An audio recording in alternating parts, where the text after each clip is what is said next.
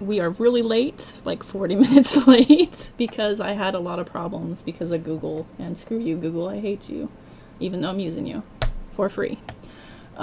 Anyway, today I have a guest who is a deist, Shanna Rockey. You might know her. Hi, Shanna. How you doing? Hello, I'm good. How are you? I am glad that you have a sense of humor and some patience. As you can see, I've been having some problems. Both things have kept me sane and out of prison, so I Oh, keep them around. there you go. A sense of humor does go a long way. So, Mm. I actually don't know how to get a hold of my live link because I am special. So I don't know if you can get a hold of it. But it doesn't look like it posted on my G Plus. I'm kind of looking right now. Let me see. I see a post. Oh, I got it. I Yeah, got it. Never mind, I lied. Found it. yeah, there it is.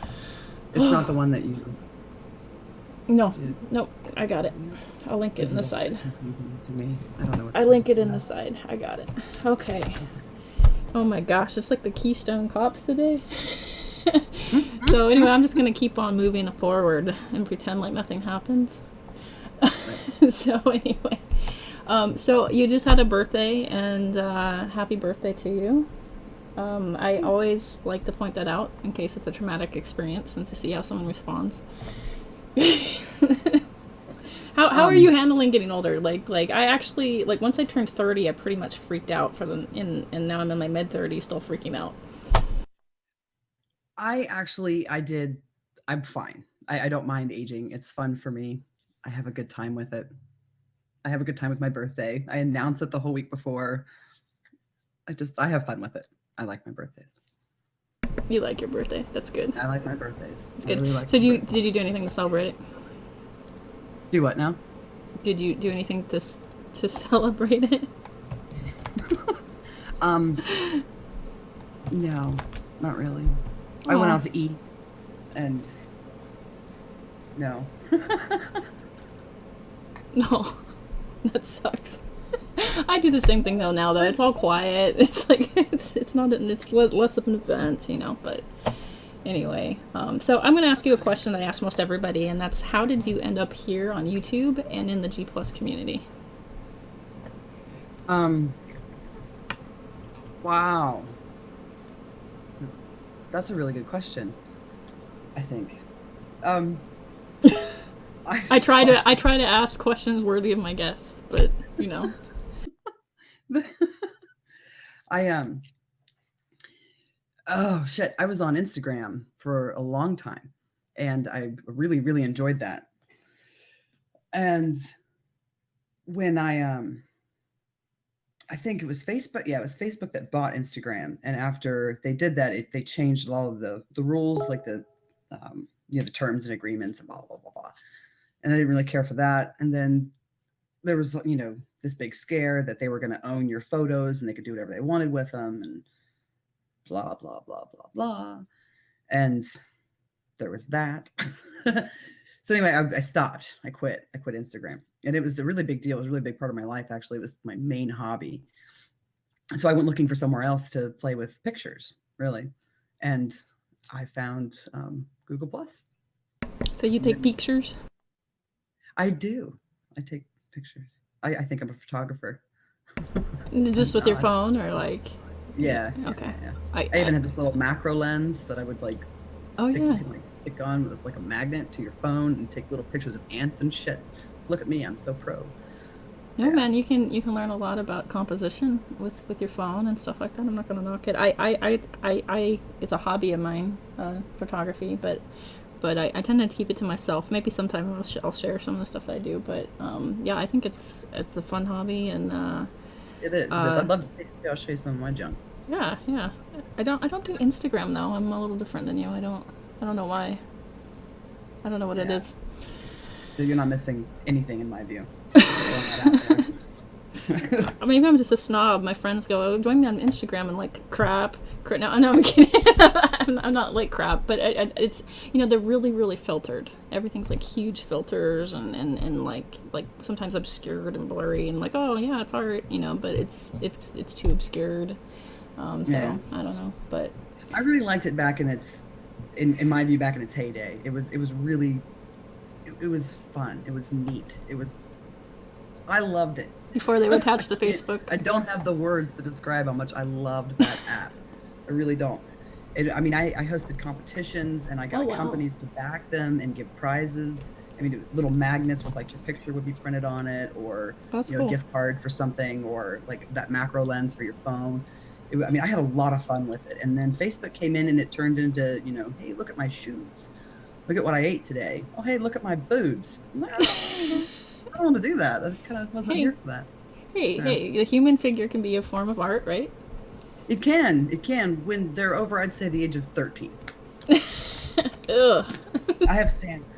I want to Yeah, see yeah, standards.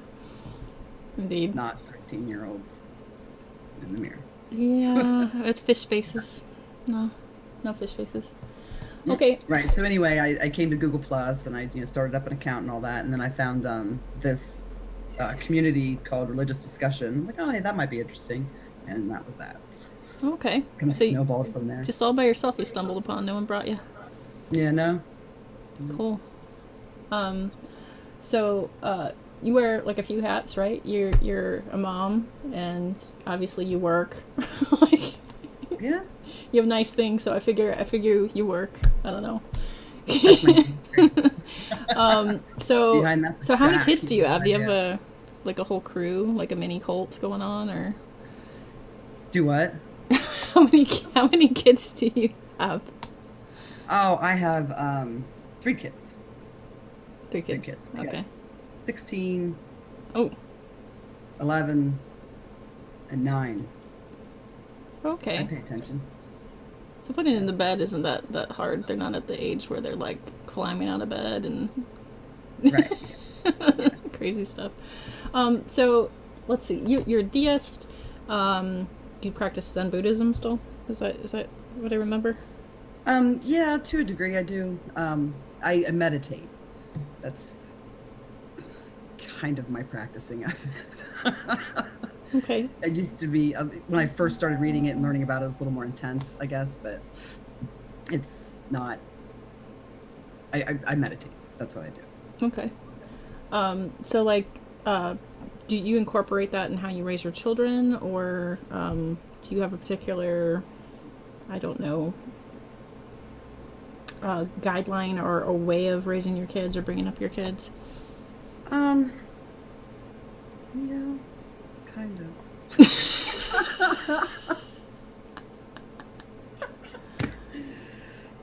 So I do try and teach them mindfulness. I don't really teach them any kind of meditation or anything like that. I don't teach them the teachings of like, okay, well, the Buddhist way, children. Like, I don't do any of that.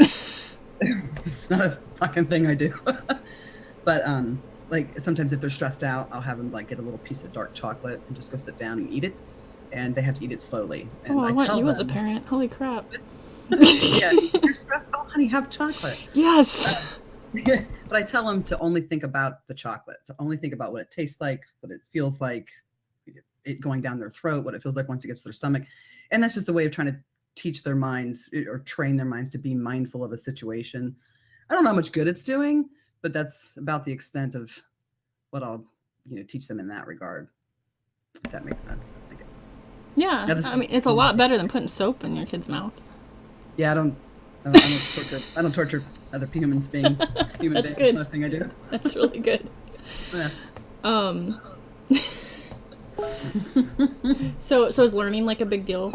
Like in your house, like outside of school, is like everything like, you said you like to think and you're really passionate about thinking. So how do you bring that into raising your kids? Like how do you teach them to think well or critically or creatively? Oh, that's a good question. Fuck. What do I do? Let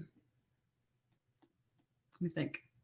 Yeah, one second. I what do I do?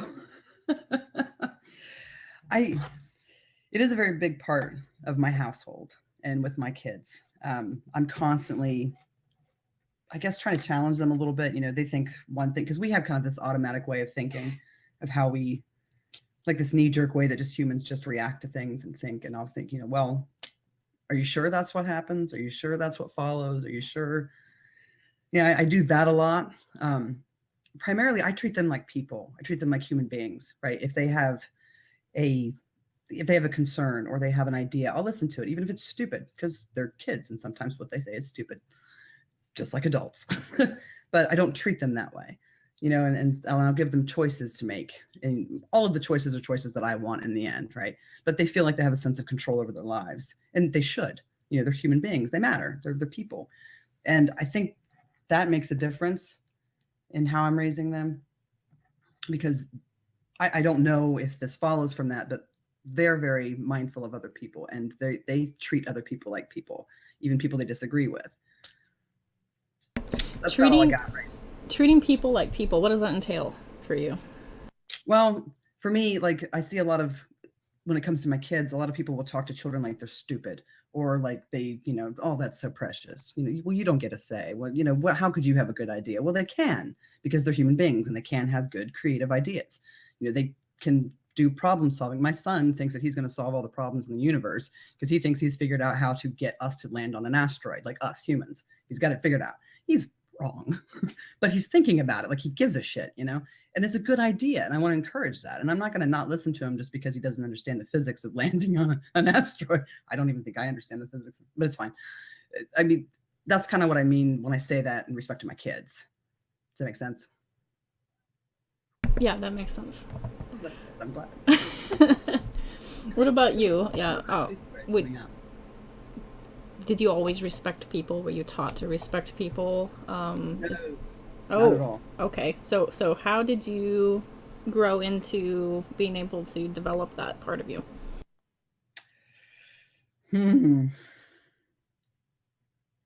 These are really good questions. Shit. I don't think I could pin that down with like a simple answer. I think just through life and reading and educating myself, talking to other people. I think a part of my values and something I enjoy is getting to know people. I love people, kinda, most days. Some days it's fine. And I used to have significant anger issues, and I was pretty mean to people. And then I saw what I was doing. Well, that's not nice. I shouldn't do that.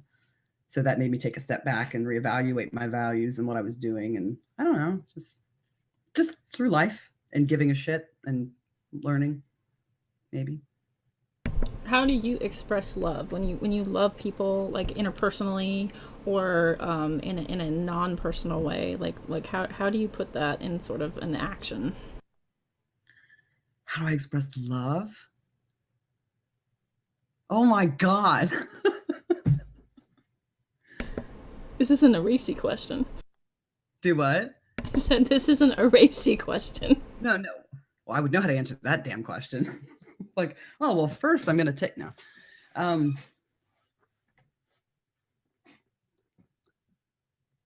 don't know. I don't know what I do. That's a really good question. Jesus. I definitely become much more nurturing than I am with other people.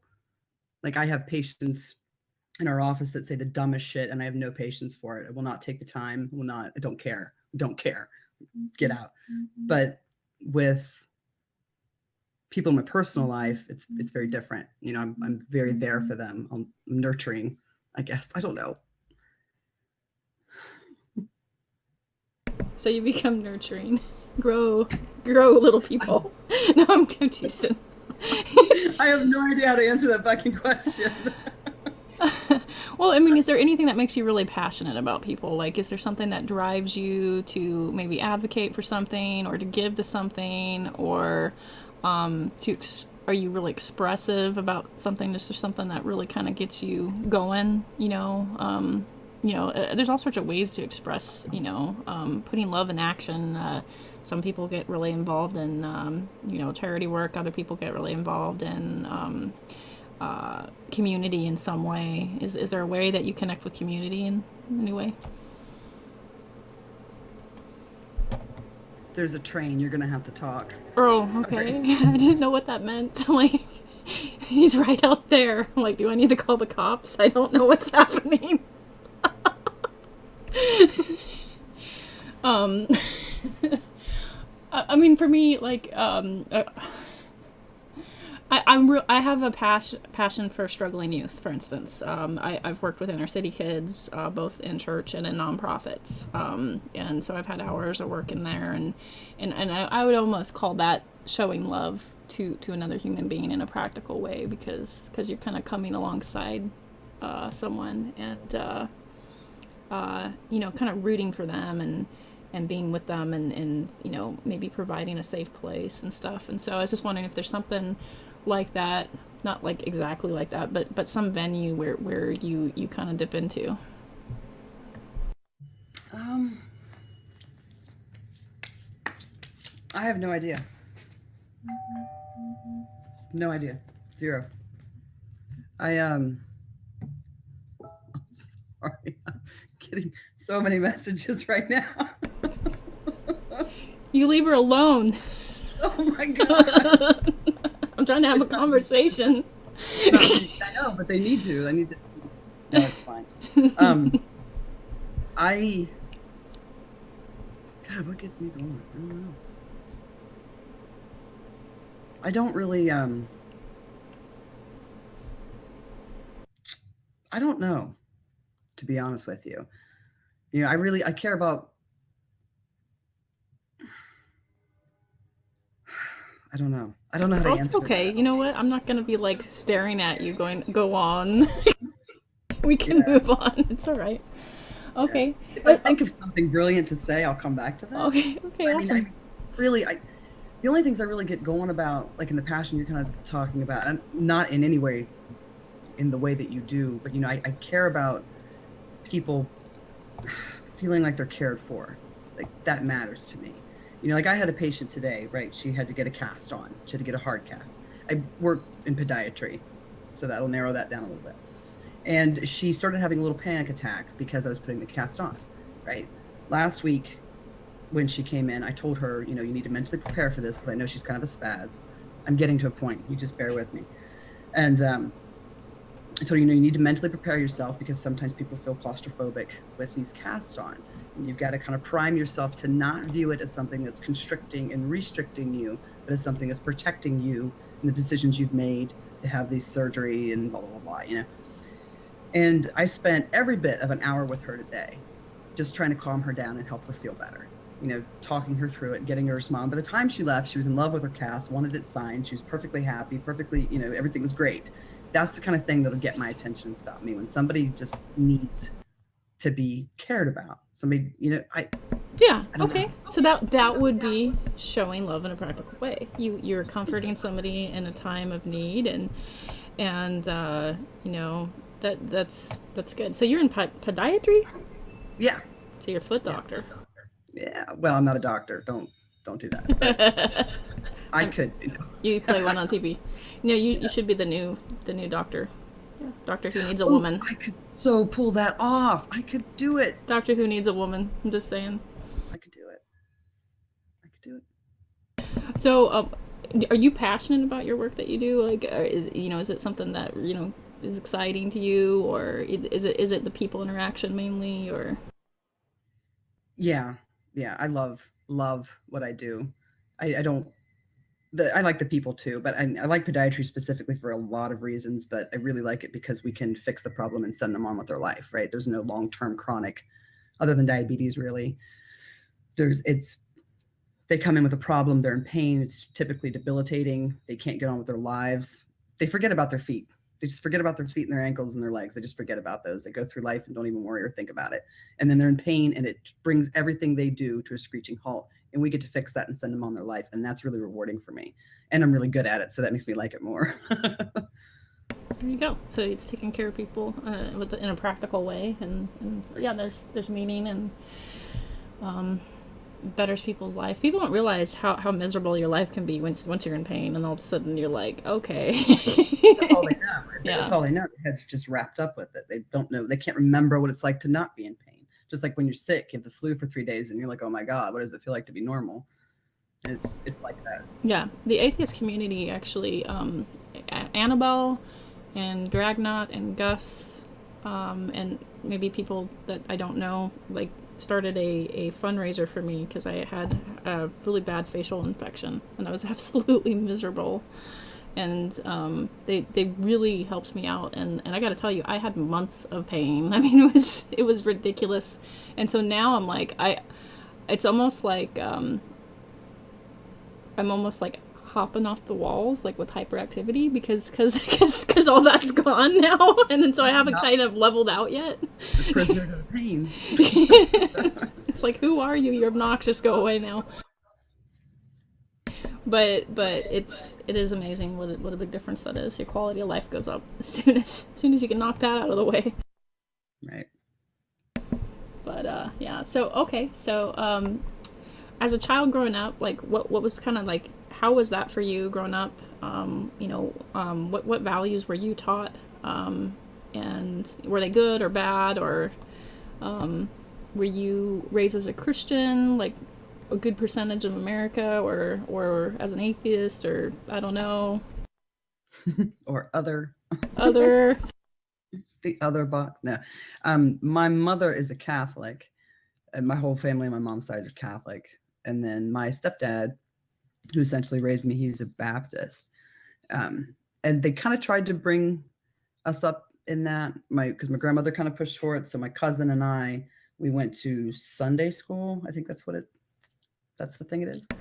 No. And I was, I think, 12 when they said that Janine and I, my cousin, we couldn't come back. They're not allowed to come back. I have questions. Huh? I have questions. You go. What'd you do? Well, I mean, I actually got in trouble a lot at church, if that makes you feel better. I had to work a whole summer because I helped somebody run away. so, just full disclosure, I've had trouble at church too. all I did was argue. And I don't mean like, I'm not trying to pitch it like I was some super rational thing when I was 12, because I wasn't. But I asked a lot of questions, and when they had answers I didn't like, I'm like, well, you're wrong. That's stupid. So they got kind of sick of that. And my poor cousin, who was really into it, she wasn't allowed to come back either because they kind of like considered us a unit. But I think the one that finally set them off was they called the guy that talks in the church, they called him father. And I'm like, well, it says right there, you're not supposed to call anybody else father. So what? That's wrong. You guys are wrong. I've been reading this book, yo. Yeah. Like I've been doing the thing you fucking told me to do. And it says this, and you're doing that. So you're wrong. Like everybody's wrong. Who's right? Where are the right people? Like shit like that. I don't know if I was just being rebellious or if I just didn't want to be there. I mean, I'm, again, not selling myself as like I was some super rational kid, because that's no. But they didn't appreciate me. Oh, you should have gone to a California church. They don't usually kick you out. You have to be really bad and burn something down before they kick you out. Apparently, in Ohio, you just have to ask a couple questions. Oh. Well. I could be misremembering some of this. It could have been a million questions. All I know is they called my grandma. I came home. My grandma was mad. That's all I really. We need you to move your kid. She's the agent of doubt.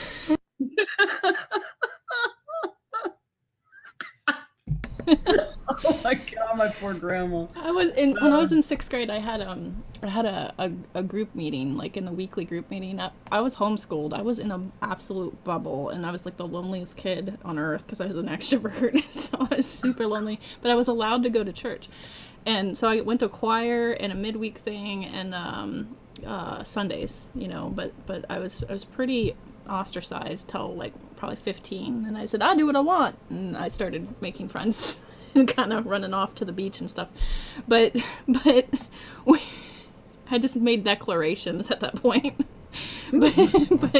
but before that, I was in a midweek thing, and I had a problem with not being able to shut up. I don't know if you noticed this. I picked up on that. And I'd get in trouble for talking. I'm talking and I can't shut up. But I was so like excited, I was like, oh, I'm excited to see people. And so like you'd be catching up with your friends, and I'd always get in trouble because we're supposed to listen to the teacher, wah, wah, wah, wah, wah, wah. And and one time I was talking, and she goes, would you like to come up here and teach the whole class? Well, as a matter of fact, I got up and started teaching the whole class, and I got in trouble. I got sent home. So that's great. I did pretty well. She just was looking at me like, I'm going to kill you. Like, right. Just that was not a real question. She had no idea what to do. but I've also said I don't want your gold star. I don't need a cookie after I say all my verses. They're like, what's wrong with you? I don't know. Oh, that's fantastic. But yeah. So your belief system. Okay, so you went to church, asked questions. They said, you're getting weird. They kicked you out. Take your ball and go home. After that, my mother decided that I was too young to be exposed to the church, that it was too confusing, and that she was going to wait, and she wanted everybody else to wait until my brother and I were older before they started discussing it and revisiting this with us. She never did. So that was kind of the end of that. There wasn't a whole lot of my mom and my stepdad didn't go to church. It was only my grandma that did. And there wasn't a whole lot of like the moral teachings or, God's watching. Like that just wasn't a thing. It just was never really brought up. For or against. Otherwise, they just decided she's too young. It's confusing her. She can't go. So we're not going to talk about religion until she's older. And then they did. So your parents were kind of like there's moderate Christians, right? Like I have everybody categories. There's cultural Christians that are Christian, but they really don't really think about it like a whole lot. They just kind of go, yeah, I believe, and then they just kind of live life, and it's sort of like a side thing on a box or on the shelf somewhere. Right. That is my family, except for my aunt. But yeah, that's my family. Like my mom has this my picture. Aunt, she's crazy. Yeah, she's. I'm just kidding. We don't go to her house. We don't go there. It's not a place we go. But my mother has this picture on her wall in one of her dining rooms. It's fine. Anyway, and I don't know how to describe it, but there's a little flying Jesus above this house, essentially. That's the end of that's where it's at. And she even makes jokes. She goes, look, Shanna, it's my flying Jesus. I mean, there's a and that's about as much Jesus? religion as she'll talk about. So, and she likes to troll me on holidays and buy me chocolate crosses. That's it. Nothing. Is that the chocolate you use for your kids? No. Okay, just checking. I burned them. Actually, I melt them. No, I'm kidding. I don't do that. S'mores? I eat them. They're chocolate. Let's be serious. Well, that's good. It's good that you're willing to eat chocolate crucifixes, because that's not morbid. Execution, steaks, or desserts. Oh, that's the morbid part of the crucifix.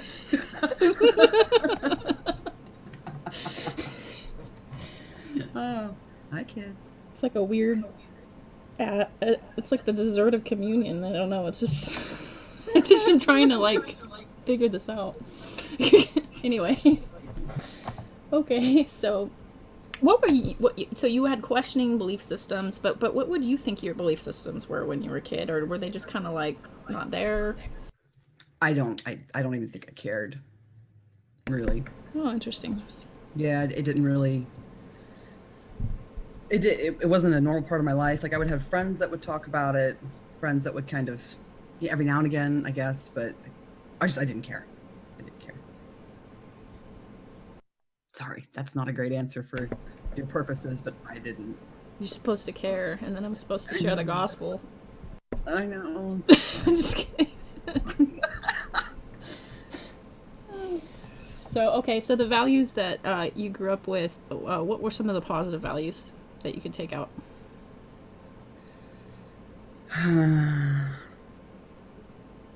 Or the negatives and what not to do. I mean, I guess that could be a positive.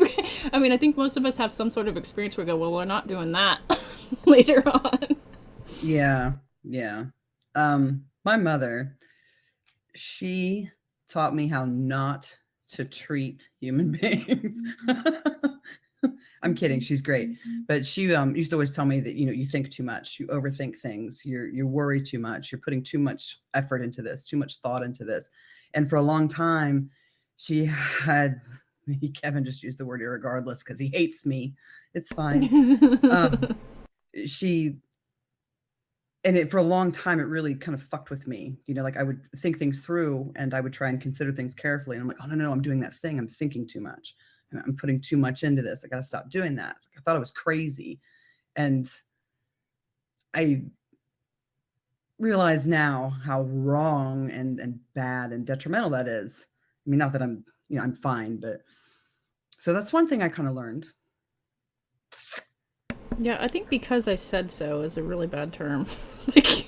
like as a parent, because I said so, like that's not a good reason. or I don't know. Yeah, I can kind of see the frustrations of kind of being corralled or limited. Right. Well, I mean, imagine, being a kid and going and asking your parents, why is this like that? Why is that like this? And they go, well, why are you even thinking about that? What's wrong with you? Like, why are what? There's something wrong with me asking this question? Like that's after a while that starts to fuck with you a little bit. So especially when you don't have a whole lot of, other people in your life who encourage it or like, oh no, it's fine. Just your mom doesn't care about this kind of stuff. You do. You could think about these and she could not think about these. And that doesn't make one of you right or wrong. Like that, just constantly having somebody tell you think too much. You're spending too much time on this. Stop it. Just smile. Just be happy. What's wrong with you? Just like, oh my God. Hearing that for, 15, 16 years, it gets in there like a tick, just dug in. It's bad. Yeah, it's funny. My family is think a lot, don't feel anything. so we went in a different direction. So you probably have like me going, feels matter, because of that, So it's interesting sometimes what is kind of taken from us or limited. Then all of a sudden we'll care about it when we're older. Right. You mentioned, let's see, you were passionate towards people. We talked about that a little bit, and you're passionate towards thinking. How do you put that in action, or what does that mean to you? Passionate towards thinking. Is this all philosophy? Is this everything? Art, movies, film, books? Like what do you mean when you say you're passionate about thinking? Everything, for the most part. I think we live in a fascinating world. I think humans are fascinating. I think everything we've accomplished and can accomplish, our behavior, belief formation, everything just fascinates me to know. I'm like a little kid in a candy store every time I wake up. Just love it. So anything that can be thought about, I think it's fun to think about it, even if it's stupid, even if it's pointless. My mind's all I've got, that's what's racking around up in here. So it's just anything, everything, for the most part. Anything and everything. I reserve my right to change my mind on that. Anything and everything. I mean, I could think of maybe some things. The slaughtering of animals. You should think about that. What? You should think People about should that. Think about that. Are you a vegan, vegetarian? No. Meat limiting at all, or? I'm just fishing around. Well, I won't eat. No, that's not true. I try not to eat anything from Tyson. But I try and get things that are local from around here. I try and get my beef and chicken and whatnot. I try. Doesn't always work out that way. But I don't limit myself in any way other than that, really. And it's mainly because I don't want to be treated cruelly, but Max is dating this girl, and I want to talk about you, Max, if you're out there. And she's so smiley and sweet, and you think, oh gosh, she's so sweet and innocent, really innocent. I'm like, oh, you need to I all of a sudden I'm all protective of her, like, you better be careful, it's scary over here, sweet, innocent. And then she goes on to tell us how she's like killing ducks on her farm, and we're like, never mind. I'm like, holy cow. Be sweet and kill ducks. It can be both. It's like, oh my goodness. So you're like, yeah, I had to slaughter, this animal. Oh, okay, we're done. I like to pretend like my food isn't really live at one point. Oh God, that reminds me of oh shit. What's that? There's this meme. I don't know. It's stupid, but hunters are cruel. Go buy it from a store. Go buy your meat from a store. What? I want to be in denial. Okay. Yeah, live your dream. No, I eat a limited amount of meat, but I think it's one of those things where it's just funny. Eve says hello, heaps. She's rocked the astronomy finals. Astronomy is really awesome. Actually, I'm a little bit jealous that she's going to class for that because every time like I watch something on Netflix about astronomy, I'm like, mind is blown, and all my existentialist side comes out, and it's just like this huge experience. But every time. But yeah, it's pretty cool. Are you into science at all, or is that something that gets you excited? Yeah, I like science. It goes into the thinking box. The things to think about, so you can think your thinky thoughts. Yes, I can think my thinky thoughts. Think about my thinky thoughts. Okay, we're gonna move on to actually what really matters, which is how nerdy are you? So extraordinarily nerdy. So one thing that we noticed is that we both are Doctor Who fans. Yes. And so like I see that you have a Doctor Who blanket in the background, and the TARDIS. I love the TARDIS. Yeah. The TARDIS. One time you showed up in Doctor Who PJ, so I caught that right away, and I thought that was pretty funny. So, what else are you into besides Doctor Who? I'm a big Whedonverse. I'll just say Whedonverse because I like Buffy. I like Firefly. I like Angel, all that kind of stuff. Like, is there anything else like that you're really into, or is it just Doctor Who? Well, I really liked Buffy and Angel, and when they first were a thing. You know what I mean? Like back then? Yeah, back in the late 90s. Right. Early 2000s. Yeah, so I liked that kind of stuff. I liked Supernatural for a long time. I like Once Upon a Time, that show. It's a really good show. But that's about it. Marvel, X-Men, big X-Men nerd. Favorite X-Men? Oh yeah. Yeah, it's bad. What's your favorite out of the X-Men? What do you mean? Your favorite hero? Oh, Dark Phoenix. Hello. Okay. I can see that. That kind of makes sense. Oh. That makes so much sense. It does, actually. It's really weird. I'm a big Magneto fan. I don't know why.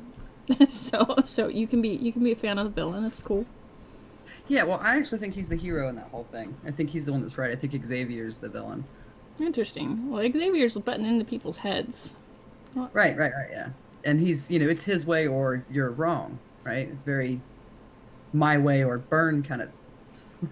I'm just going to let it go. My way or burn. My way or burn. My way or you're wrong. My way or you have to be stopped. I see where you were going before you stopped. I didn't actually mean to go there. It's just a happy coincidence that it did. It's just worked out for both of us. But and Magneto's the one that's like, no, we should be free to be who we are without any kind of oppression or any kind of rules or ultimatums. It's just we should be free to go be who we are. And Xavier's like, no, it must be this way or burn. And so I've never viewed Xavier as the hero there.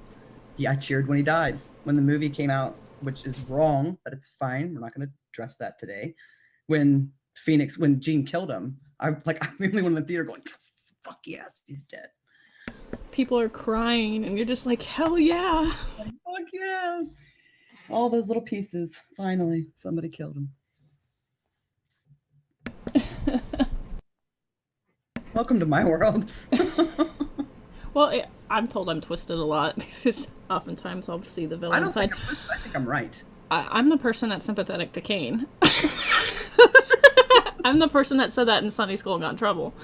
They're like, you're not supposed to be sympathetic to Cain. He murdered Abel. And I was like, but what happened was Cain did the best that he could for his father, and got rejected, and they're like, no, he Go murdered back his here. brother, and I'm like, but you don't see.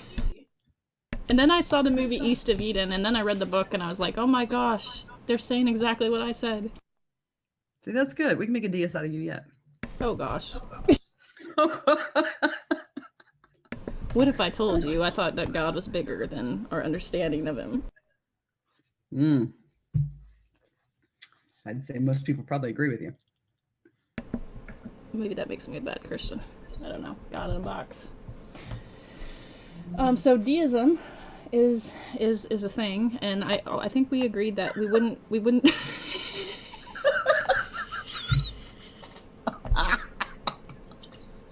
segue.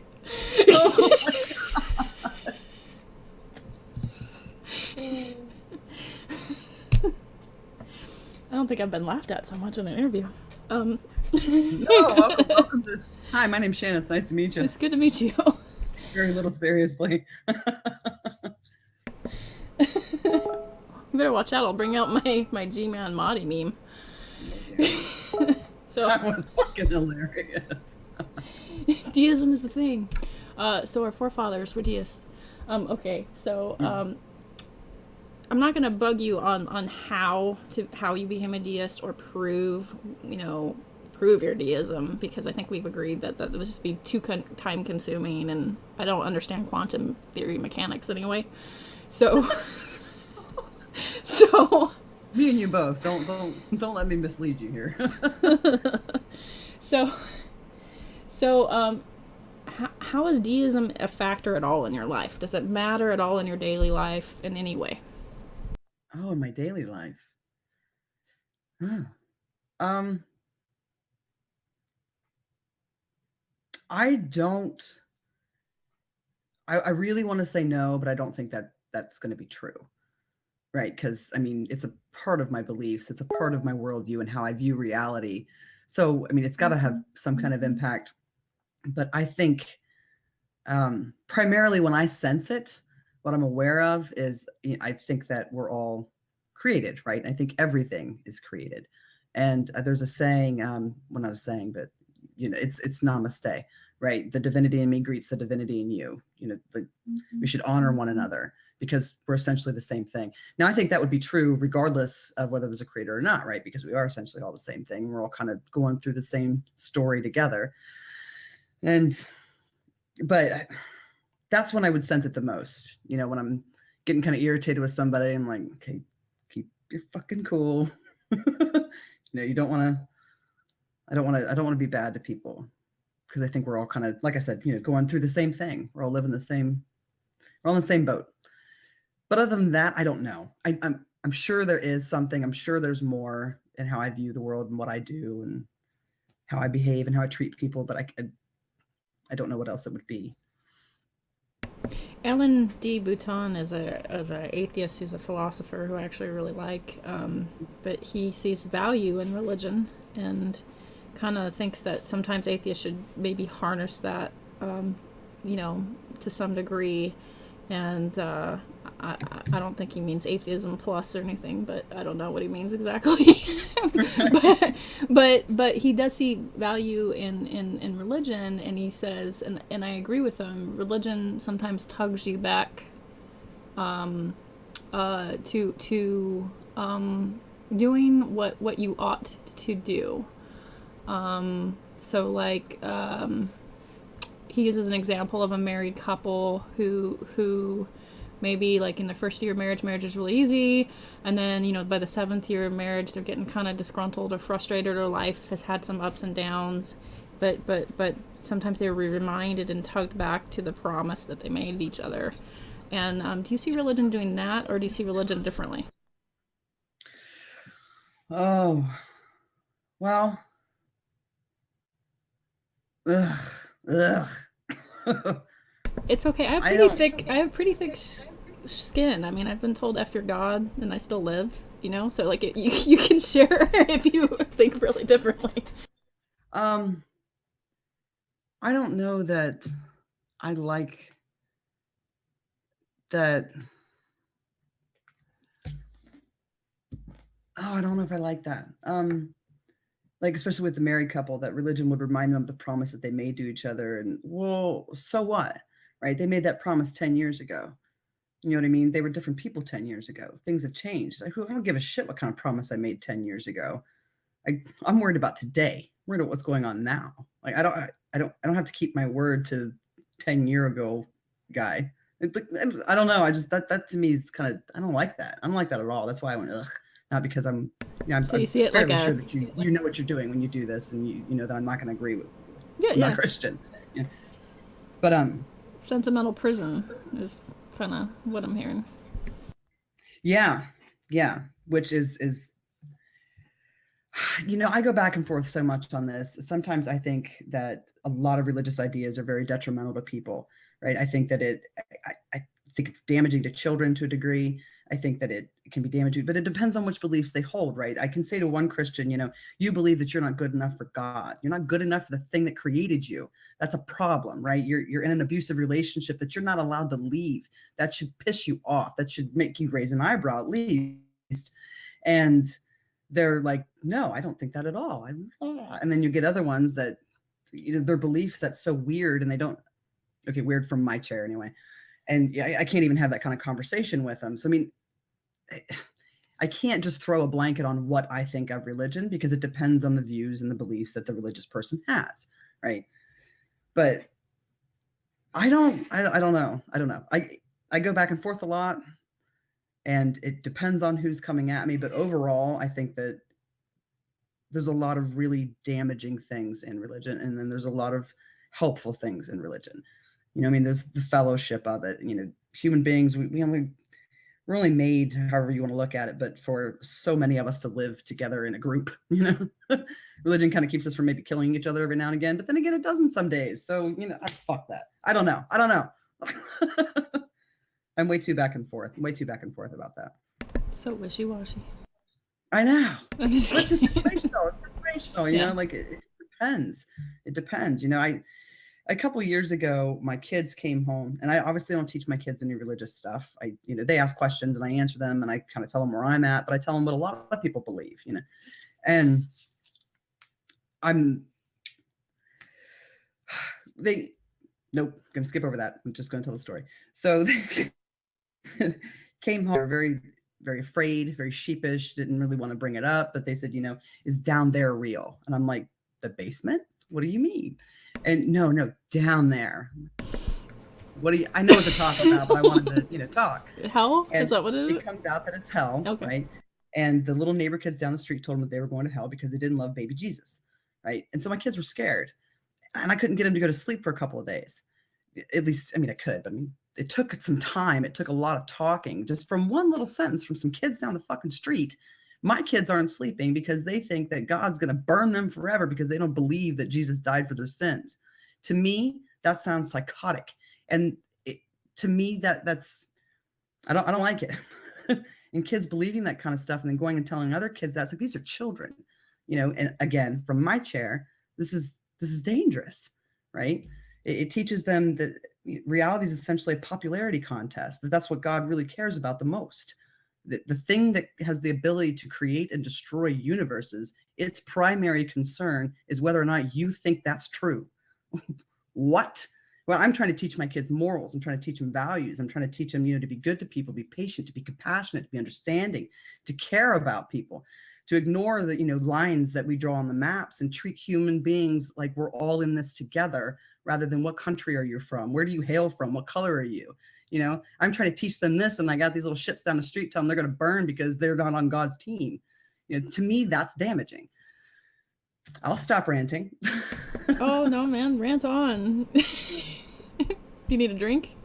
I might. Mountain Dew over there and vodka there. So whichever way I reach, that's where I think the conversation's going. You know, sometimes I'm drinking during these, and sometimes I'm not. With Veckel, I think I had 5 drinks in me. Real confession. No, I'm just kidding. No, I'm not kidding. But and I was on narcotics at the time with Max, but Oh dear. Well, it was because of my infection. It wasn't because of fun. It wasn't like I was chewing him or anything. It was just because. Right, but you knew you were on narcotics when you were drinking. Yeah, no, I wasn't drinking at the time with Max. I was just hopped up, and I probably should have canceled it. Poor Max, because then I teased him about masturbation, and that was messed up. Poor Max, I'm sorry. When you say Max, you mean Epi? Yes, Okay. in regards to, yeah, That's the only way I'll acknowledge that boy. That's it. It's Epi. Epi, yeah, he reinvented himself. Nope. He's Epi. Okay, so if you were wrong about deism, would that change anything about your life? I'm sure it would, but I can't imagine that it would change anything that significant, right? Like the connection that I think we all have is essentially because of how we were all made, where the atoms were forged in the stars, all those years ago. Yeah, I mean, there's still that interconnectedness that I see that I don't see because of some spiritual thing or because, that's how God wanted it. Just by virtue of the universe, we are in a way all, universe kind of experiencing itself. It doesn't really, I think I said this a million times, but I'll say it again. It doesn't really inform like my morality or how I vote or how I behave or how I treat people. It doesn't really have anything to do with those things. So I'm sure that some things would change. One thing that's been pointed out to me that would change, and this is probably correct, is I see a lot of beauty in the world, in the universe, because I do think that it was created. I think that there's a certain amount of genius, like when I describe a creator, I think of it as like the ultimate physicist and scientist and psychologist and philosopher and just like this brilliant thing.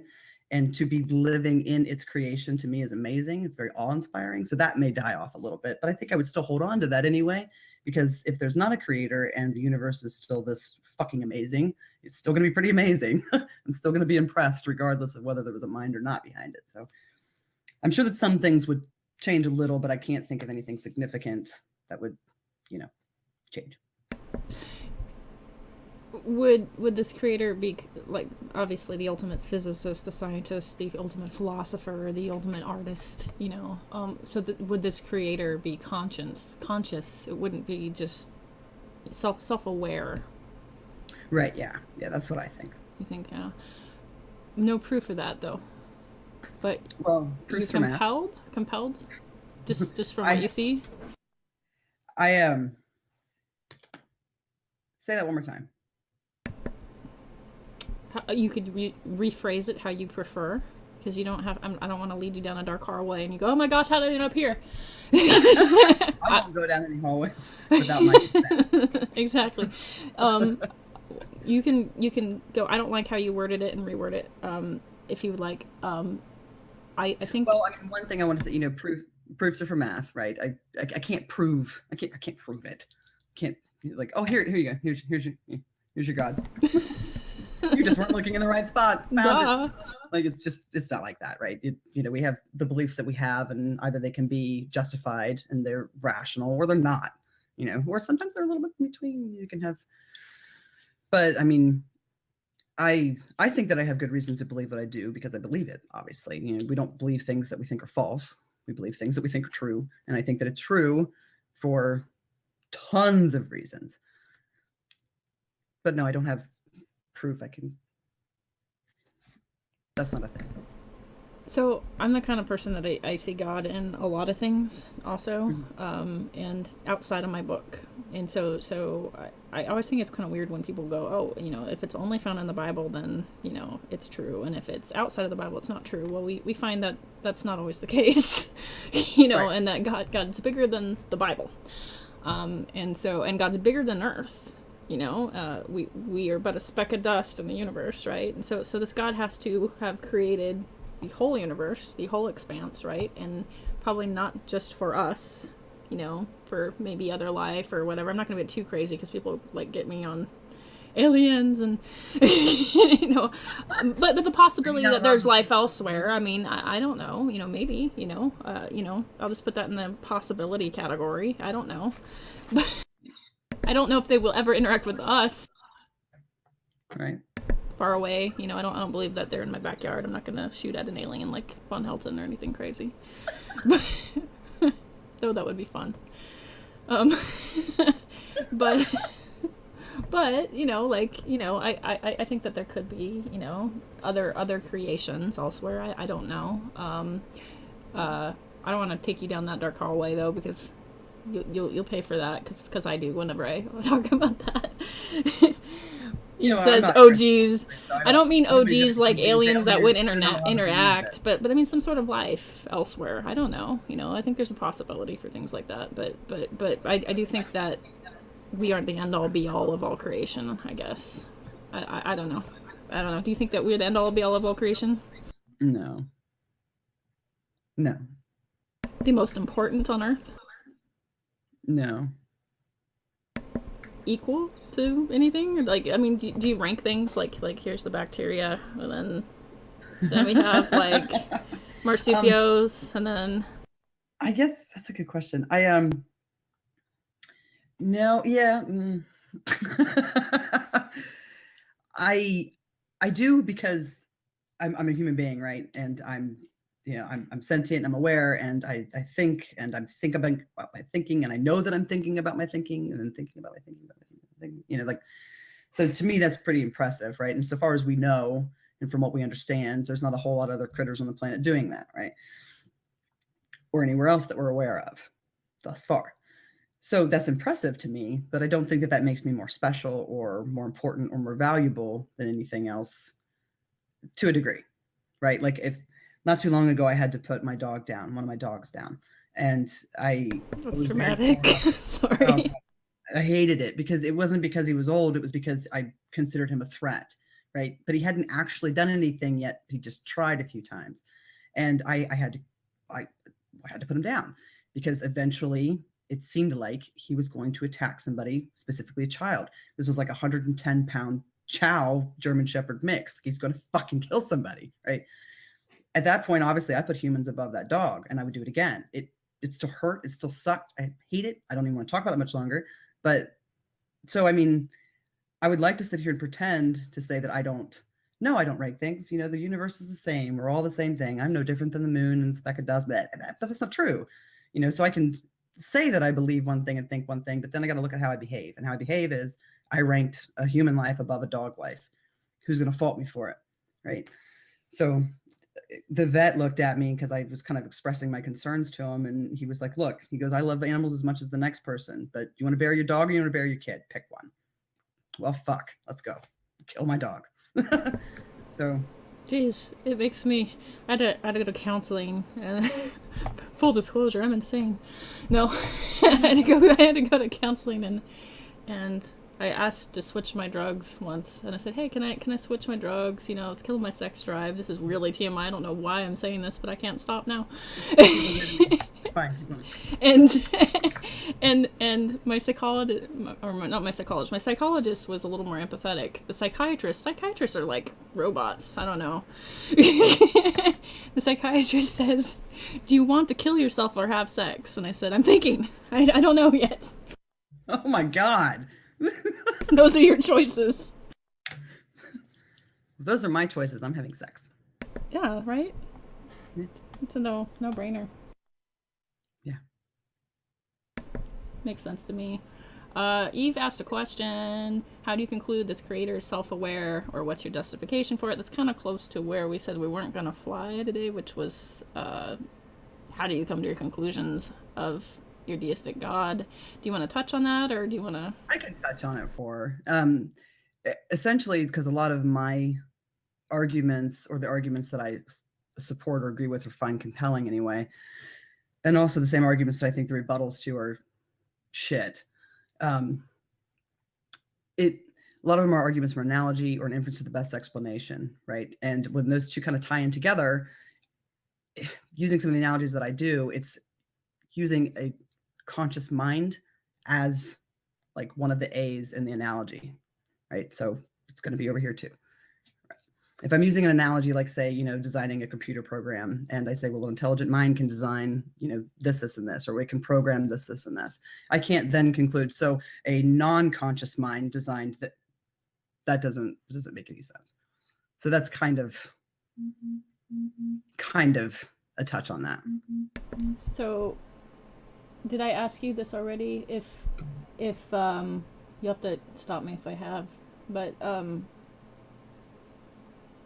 is your idea of God impersonal? What's your definition of impersonal? Mm. Like, how are you using that word? Is he relational? Is he caring? Is he have the ability of, I'm saying he as a placeholder too, but does he have the ability of compassion? You know, emotion of any sort, or just thinking? So with the emotion thing, I don't know. Like, emotions to me are a very basic way of functioning with another, like as a social species, right? I think that we have the emotions that we do just by virtue of what we are and how we've evolved. So I don't know how to assign that to a God. I'm not quite there yet, where I could assign, anger or happiness or sadness or even compassion for that matter.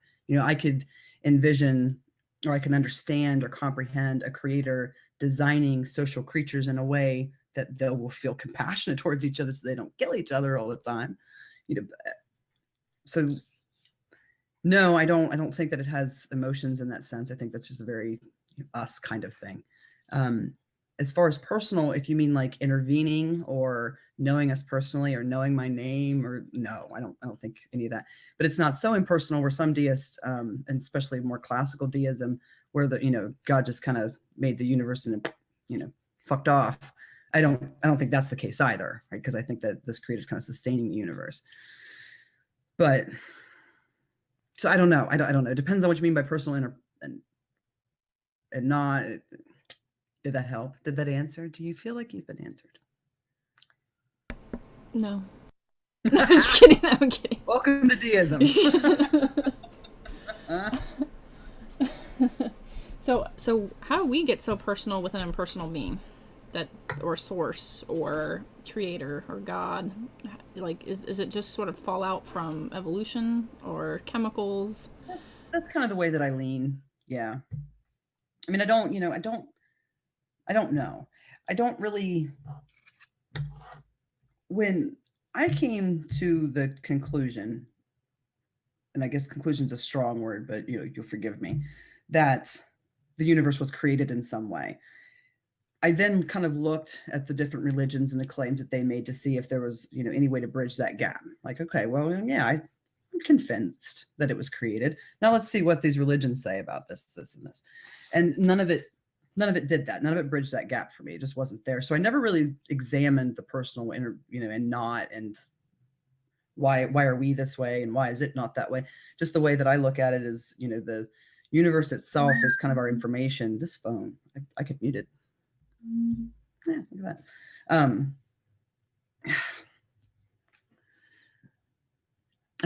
I don't know. Like we're social animals, we're social creatures.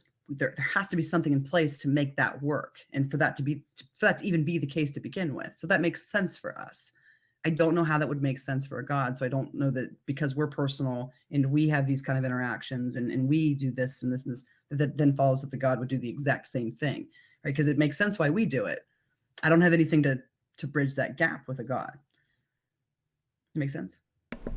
It does. I think it makes sense. I always kind of say things and people go, "You're playing games. You're playing games." That God is.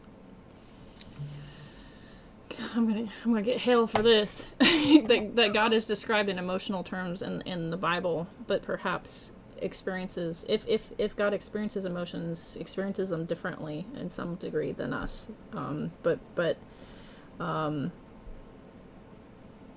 It's sort of like understanding the mind of God. Like how much can we really understand? Even in religious sense, I question how much we could really understand the mind of God, even within our perspective. I think that's why Jesus is appealing to some of us because we can see Jesus, we can kind of emulate Jesus, and we know that Jesus isn't the whole of God. Like Jesus is God. I mean, but what we understand on the things that he says, it's something that we could kind of look at and kind of relate to. But there has been people I say, you're religious for emotional reasons, blah blah blah. I have to tell you, there is an emotional appeal for me to deism. like like an impersonal God is actually emotionally appealing because it kind of gets rid of the problem of pain. It kind of, you know what I mean, like really really troubling things that we wrestle with as Christians. I don't have any of those problems. Do you think that, I mean, would you imagine that maybe you went down this path for emotional reasons, or do you think it was all just because you think your thinky thoughts? I think it was mainly my thinky thoughts because I'm the most rational person I know. Kidding. I don't, if it had anything to do with any kind of emotional state, I'm not aware of it, right? Because I was just curious. I was curious about philosophy, and I was curious about religion, and I was curious about belief formation. That fascinates me to no end. And I just kind of started reading. Um, I don't know. And I honestly think that it's almost more, I don't know. I see the appeal with religion because of a God that gives a shit about you, that actually knows who you are, understands your struggles, and wants to help you with them. You know what I mean? Like is actively watching and caring and there. Like that to me is kind of appealing, right? I don't have anybody to pray to. I don't have in my world nobody, and I never have, right? Because I was never really an active Christian. So I don't. There's, my grandmother died last year. That sucked. That was awful. And there was no, I didn't have that kind of comfort. Oh, well, she's good with God now. She's safe now. Like I didn't have anything to tell myself to make me feel better like that. I just deal with it. She's gone. She's dead. It's over. That's enough. The world's been robbed of a beautiful person today and nobody fucking knows it. Boo. So I don't know if back then, because this was in my early 20s, that I would have found that appealing in an emotional sense, right? Because I don't particularly like the idea that everything dies and ends and that's it. I don't particularly like the idea that everything that we need to exist and get through life we already have. Well, fuck, we're having a really hard time figuring it out.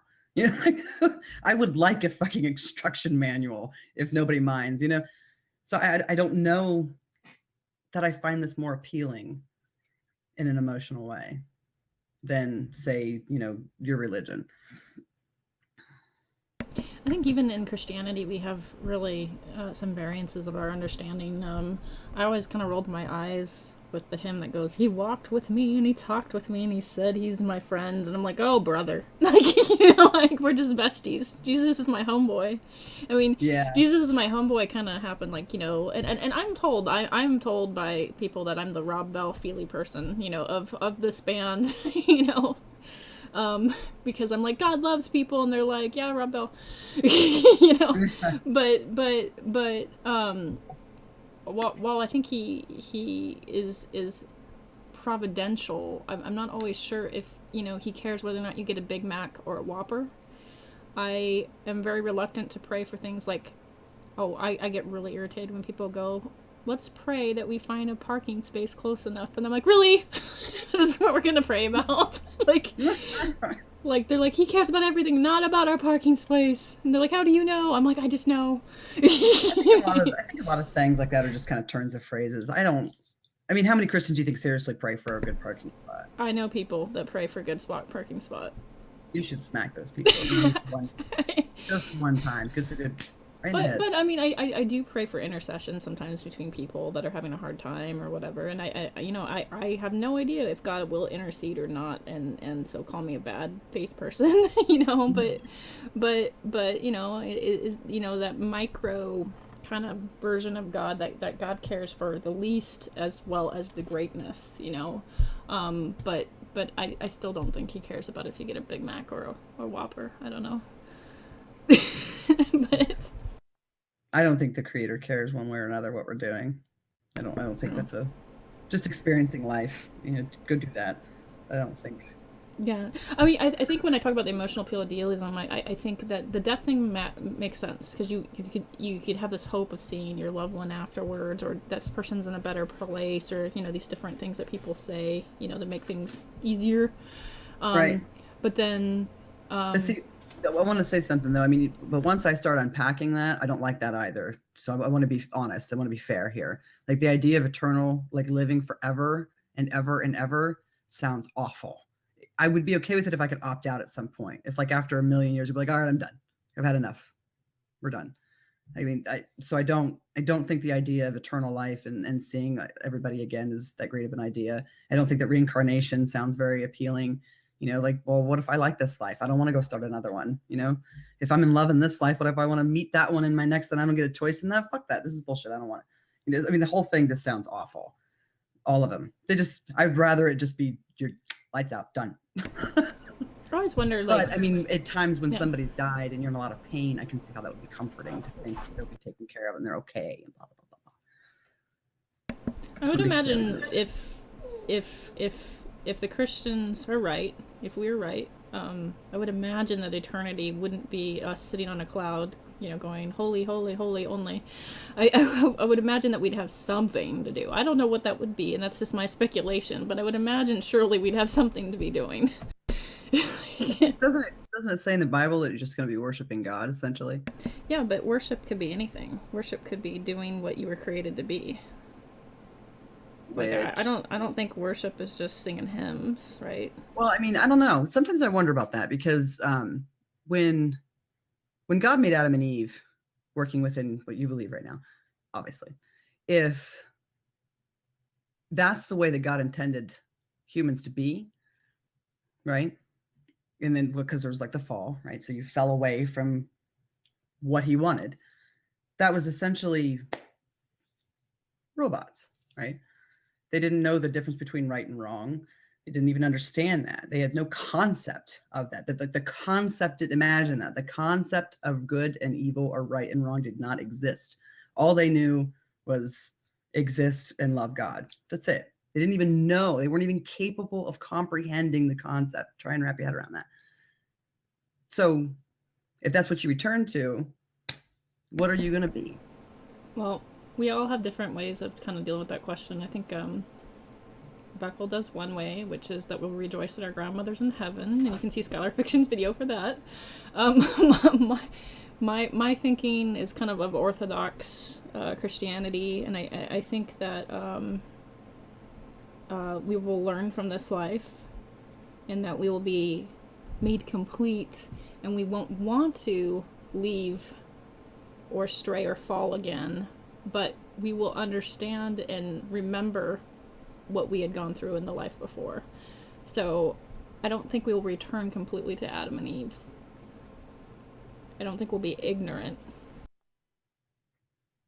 But I could be wrong or illogical. I don't know. Yeah, to me, it doesn't. I think there's a lot of consequences that follow from you won't want to do anything other than this, right? I mean, do you really think you're learning so much in this life that when you die, you could die tomorrow, right? And by your beliefs, let's just say that you're right and you're not this wonky Christian everybody, gets on you about, and you're going to heaven. You think that death tomorrow is going to suddenly make you go, oh, God, that's right. I don't want anything other than this. It sounds like rapid brainwashing to me. Like, let's say it's true, right? Like, say you die and you go to heaven and there's like this great golden light and blah, blah, blah, God. I don't know. And you're just like so overwhelmed by that. All you want to do is do right by God for the rest of forever. Doesn't that sound a little crazy to you? Like instant mass brainwashing? Because what's really going to change so much between who you are now and who you are tomorrow when you get hit by that car? Please don't get hit by a fucking car tomorrow. Seriously. I'm scared. Don't go out. It'll be fine. But I mean, doesn't that, I don't know. That doesn't make any sense to me. I'm just thinking out loud. Yeah. It kind of makes sense to me, but I can see where you are. Yeah. What's that? Nothing. Yeah, that's because of the camera. My brain caught up to what you said. I'm like, what did you say? Oh, I figured it out. Yeah. Let me see. Next question. Find another one. Find another one. I think. Can you ask for the positive and negative? Oh, yeah, that's what I was looking for, Eve. Eve asked a question about yin and yang. What do you think about that concept, positive and negative?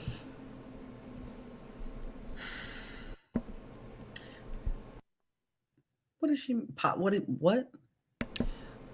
Um, you know what yin, Yes, I'm yin and familiar yang? with it. Like, what do you think of that concept? What concept? The concept of yin and yang, or that there's Yes. good and there's bad in the world, or the balance, or like Yeah, yeah, what about like it? balance, harmony. Do we need it both? I think that we need both. I mean, I don't think that yin and yang, I don't think that like negative and positive are forces in the universe. I don't think like that's a thing. I don't think that karma is a thing, at least not in the sense that people think it is now. I think karma is simple causation. Um, I don't know how else to answer that other than, I mean, I think that a balancing thing is key. There's this story, and I'm gonna fuck it up bad, but people get the gist. There's this idea of I think it's like an old Cherokee tale or something, or at least that's what this how the story goes. And it's, you may have heard it before. There's the white wolf and the black wolf, and you know the grandfather's telling the grandchild about how both of them are fighting for control over you, and it's a real big struggle, and the little kid's like, oh my gosh, who wins? And he's like, oh, it's the one you feed. I think that's nonsense, right? I think that we need to honor and respect the fact that there are we do have negative tendencies, or we do have a darker side, and we need to acknowledge that it exists and deal with it, not try and hide from it, pretend like it's not there. Because the rest of that story, I'm pretty sure it goes, if you leave the black wolf, so the negativity in you and all that, starving, it's always going to be around the corner waiting to pounce. It's always going to be desperate. You can't pretend like you're not the thing that you are, So, I mean, I think a balance is healthy. But beyond that, the yin and yang thing, I don't know what she's talking about. Apparently, I botched the question up, so it's in the side chat at the bottom, if you see, right there. Balance of positives. I had to fish it out, sorry. I still don't really get what she's getting at. What does Shanna think about the yin yang and the balance of positives, good experiences, and negative bad experiences? In regards to both atheists and theists desiring a utopia. Okay. In regards to atheists and theists desiring a utopia. Yeah,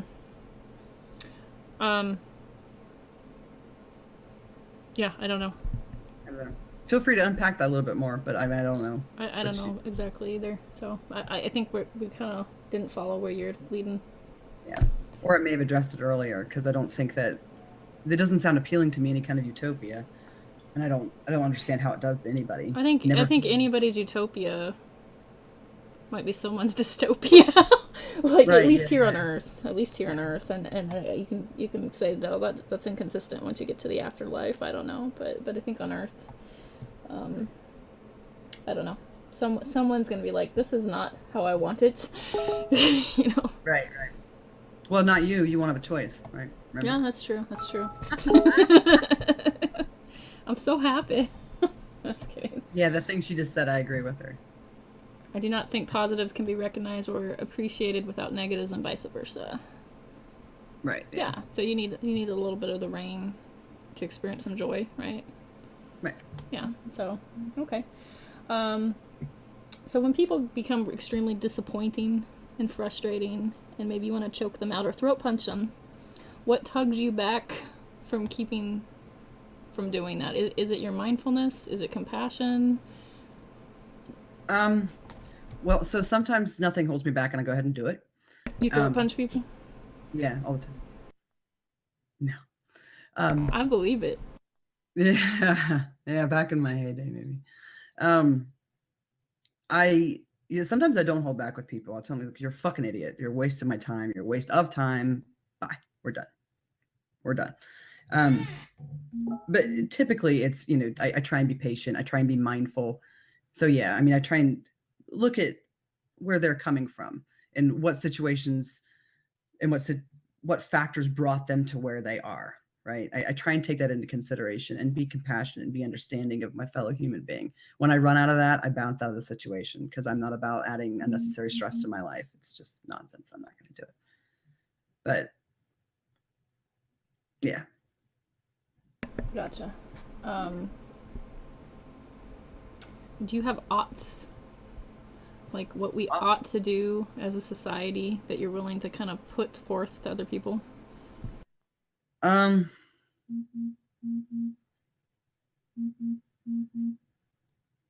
don't know. That's a good question that I don't know that I really thought about. So I don't know that I'm going to have an answer for you.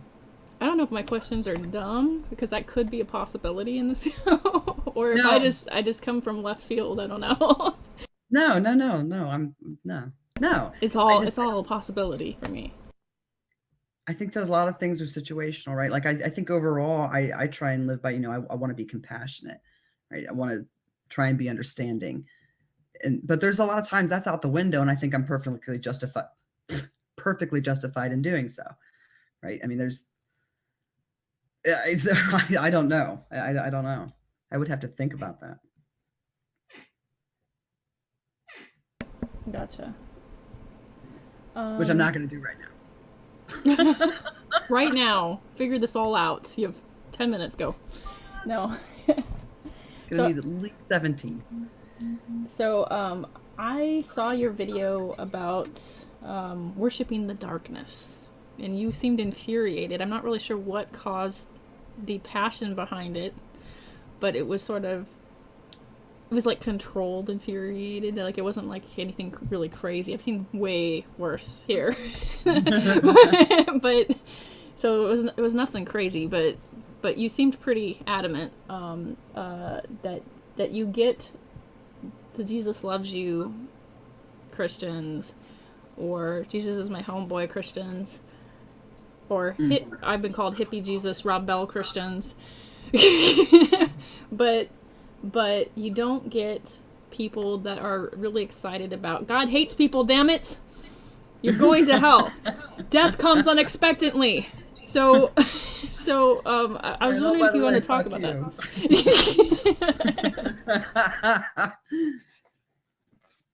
So how do you deal with the God hates people, damn it, Christians?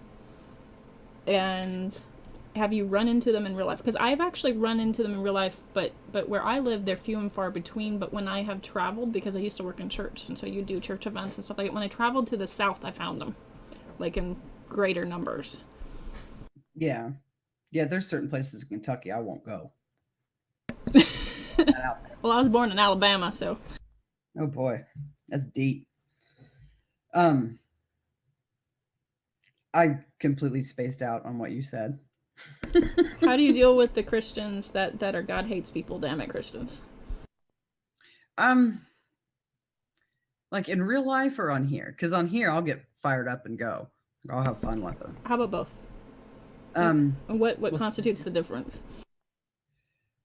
Well, people act a little different on here than they do in real life, right? Like even if I find a Christian in real life that's, all fire and brimstone, I can 2 sentences and they're done. They're done. They don't actually want to have a confrontation or a conversation about it. They just want you to listen to what they're saying. And I'm not gonna. So that's the end of that. I'm not going to deal with it. I'm not going to stand there and argue with a stranger on the street. When they come to the door, I just look, you're at the wrong house. You stay too long, I'm going to make you cry tonight. So just go home. But on here, I don't know. It depends on my mood. It depends on what they're doing. But I mean, a lot of times it kind of pisses me off. And, I'll push them and see how far they're willing to take that.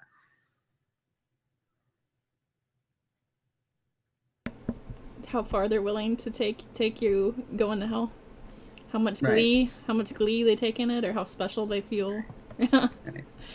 So how do you deal with the moderates then? Because some people will argue, a lot of atheists, prominent atheists have argued, I can't remember if it was Sam Harris or Dawkins, my brain is completely gone bloop, but they'll argue that we cause camouflage for more extreme people or fundamentalists or we obscure, well, like if you were to go to a sideshow and you play the cup game and you cover the cup and you go, oh, Right, yeah. we play the game, and because we do that, we protect extremists, we protect fundies. Do you think that is a fair charge, or do you think would you word No, it I differently? don't. I don't. I used to kind of be, well, that doesn't matter, but I used to be undecided on that, which I think is a given anyway. So, no, I don't think that that's a fair charge. I think that that's short-sightedness of the people that are actually making that claim. I don't think, right? Like, so I can see the moderates and I can see the extremes, right? I can see this and I can see that there are different beliefs going on here. Is it all stemming from the same place? Kinda. But that's also, it's playing into a lot of our own human natures, right? They've got, they do experiments with kids that don't know fuck about religion, and they already have an us versus them kind of mentality. They already have this divisive. Holy crap! They already Sorry. have that going on, right? So I mean, kind of in us. So I don't think that religion's the only thing to blame. I don't think we can just find. I think people are looking for that one fire, like, oh, if we put that out, all problems magically go away. Well, no, they won't, and that's. I think it's stupid to think that it will. Right. What? Yeah, just thunder just went boom. I had to mute really quick. I don't know if you heard it, but my dog was just like flipping out.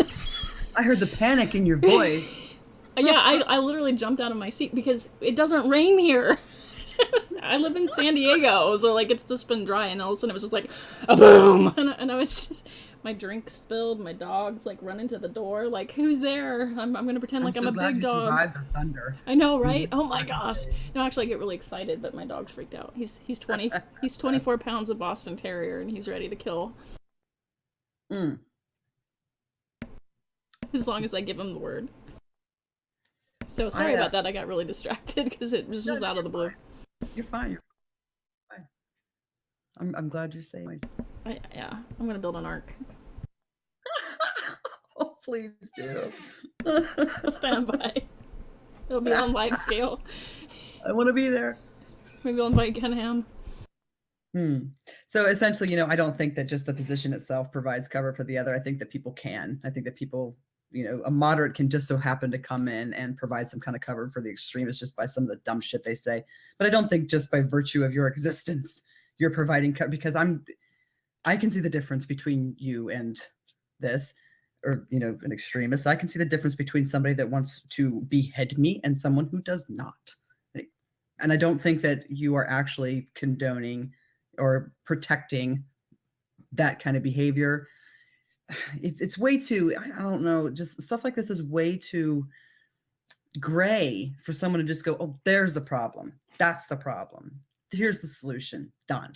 It doesn't work that way. Like I said, there's a lot of human nature involved. There's a lot of people, how people are their upbringing, what cultures they live in, what values they have, how do they interpret these different beliefs from all these different religions. There's just way too much involved to just go, X marks the spot, you're the problem. It just doesn't work that way.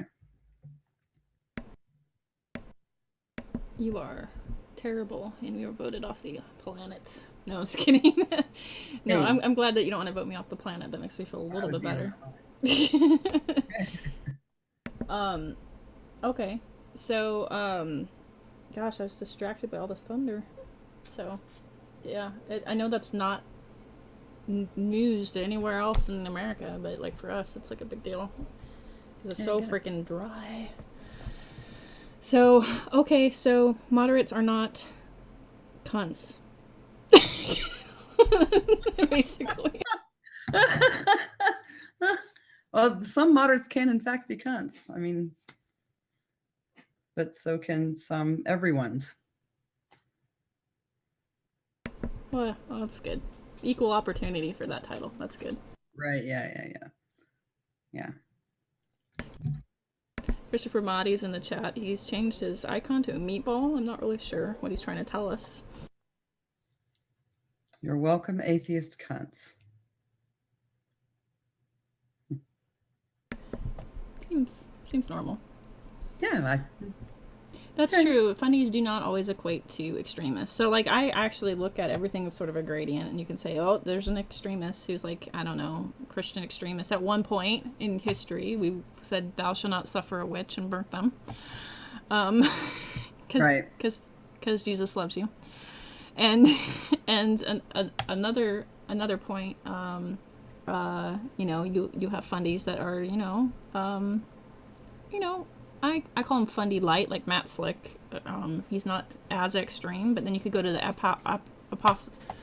apostolic church where women are only allowed to wear, like turtlenecks and long skirts, and that's a type of fundy. So right, there's sort of a sliding scale, and so Right. Yeah. Okay, but see, like I really good point was just brought to my attention, and I'm kind of kicking myself in the ass for not bringing it up because this is usually the song I'm singing. But this goes for atheists too, right? So are the moderate atheists covering for the crazy ones? damn it, Christopher Motti Mm-hmm. and Scott Geerton. Oh, I see you drink Mountain Dew. I had to give up that because, yeah, I drink Diet Mountain Dew, and I should give it up too. It's awful. It's a nasty habit. yeah, yeah. I don't know why that particular soda is sort of a vice for a lot of people. I don't know. It's just got the magic. Because it's so good. It's so good. It's nectar from the gods. Okay, well that was probably too much, but No, I'm with you. I'm probably like 98% Diet Mountain Dew. 98% Diet Mountain Dew. I'm definitely cutting somebody's check at fucking Pepsi. That's for sure. Yes, yes. Pepsi is the superior company, for sure. So do you see a future for Christianity, like from your standpoint, standing on the outside, that people have some really interesting ideas where Christianity will end up in the near future? Have you ever thought about that, like just kind of as an observer? Um, some, I guess. I don't know. Sometimes reading these articles or listening to people talk or watching the news, sometimes I think, okay, things are getting better. People are getting, education, and some of these ideas are being challenged, and we're making progress. And then there's other days where I'm like, fuck, this is a mess. This is awful. This is horrible. What are we gonna do? I don't know. I don't know. Humans have a weird way of making it through life, I think. And I don't know. I don't know. I kind of hope that it just calms its shit down. So I don't know. It's interesting. I've talked to moderate Muslims, and it's really interesting talking to them because I think that their religion is wilder than we are right now. But if you were to look at history, back in the days, you could see that there was some wild behavior back in the days that I don't think we should at all be proud of or pretend like it didn't happen. Yeah. Yeah. It always cracks me up when you see these Christians on TV or on the news or on YouTube, and this is why they need Jesus. And Christians, it's like, whoa. Have you ever read any other book besides that one? Did you even read that one? Because I mean, the Dark Ages. I mean, how many people were slaughtered in the name of this God? Right. I mean, entire religions were eradicated. Pagans were, slaughtered. It's just endless. It's endless. It's endless. All because you weren't on the right team, and that was completely justified to these people. So it's always kind of beautiful and dark when Christians want to criticize what the Muslims are doing, and not all of them, just some of them, but what they're doing right now. It's like, but and it's also the thing that their God's going to do when he comes back. So which problem? It seems like normal behavior to me, which is bad. Well, there's different views on that as well, but there are some people that believe that God will start killing bitches and throwing them in a lake of fire, and other people believe that there's annihilation, and then there's a spectrum of universalism of some sort, and there's a pretty decent spectrum on that. I don't think that any of those really save the problem, right? I mean, because if it's annihilation, that's still bullshit, pure bullshit, because of the reasons, right?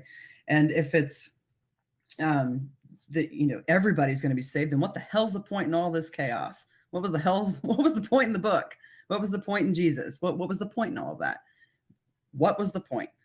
It makes no sense. It doesn't make anything better. And a lot of times, and I'm not saying that Christians do this as a dirty move. I'm not, but sometimes it feels that way. It's like they think that somehow escapes the problem of God being a monster. I don't see how.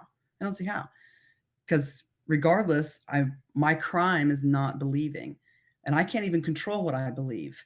And he knows that because he made me that way. So it's still sick. It's, to me, it makes no sense. Whether I'm annihilated into oblivion and I don't exist anymore, or I'm cast into a lake of fire, or it makes no sense. It all sounds equally disturbing to me. So in my view, at least from the three that you've given me, that spectrum doesn't change anything. Please don't boot me from your room. I talk to people for a reason. I don't look for an echo chamber. I didn't think for 2 seconds that you would have never talked to you. What a bitch. I'm booting her. We talked with you. I'm doing both. The atheists are talking about their baby cookbook. Typical. Just kidding. I'm kidding. Actually, that's an interesting thing I was going to ask you about. Some deists and some atheists claim that Christians are not moral. They turn the tables. I actually do not play the morality card on other people. I think some disgusting things. I think that God, who's created all, has given you the capacity to be moral, but doesn't control your ability to use that capacity or not, that you have autonomy in that way. So I usually offend both sides, because I don't think that God micromanages us, but I also think that there's some subjectivity somewhat down here. And so I was wondering with that, some people play the morality card on atheists. Like Christians go, atheists can't be moral, and deists sort of get ignored. I don't know why. Atheists can't be moral because you guys do. and and then we get kind of return fire. Well, Christians don't really have morality because of X, Y, and Z. And then we'll hear from atheists that the morality comes from empathy and compassion. Okay, I feel empathy and compassion. So I think it's interesting, but I talked about how I think sometimes compassion can you get compassion fatigued, tired of being compassionate, and what kind of brings you back to that.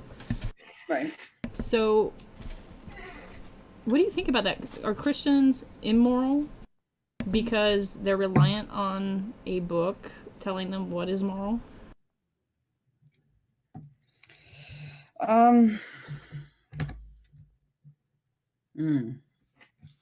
Let me think for a second. I don't know.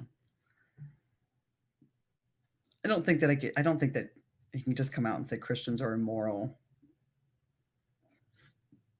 I think that some of the views that Christians have on morality is fucked up, but I don't think that you could just say that Christians are immoral. I don't see how that would work. Yes, Bert. Deists eat babies too. Yeah, that doesn't make a lot of sense to me. It almost seems like oh yeah, well, you're stupid too. Because it depends on where you think morality comes from, how you think morality works. You a divine command theorist? Is that what you think? Is that how you think that morality came to be? If that's the case, then we could talk about that. But does that mean that all Christians are immoral? That doesn't make any sense to me. Yeah, I'm going to stick with that. That's my final answer. I hear nuance, and it depends. Right. Well, it does. Everybody's looking for this. Not everybody, but look at me. Look at me go. I'm going to say it. Everybody's looking for this one-stop shop for. It just doesn't work that way. Humans don't work that way. Our minds don't work that way. Our lives don't. Our beliefs don't work that way. I can't just point to you and go, "Oh, you're Christian, therefore you're immoral." What? Really? I'd love to hear the fucking argument for that shit. It just makes no sense to me. And the same for the atheist. accusing an atheist of being immoral because they're an atheist. What?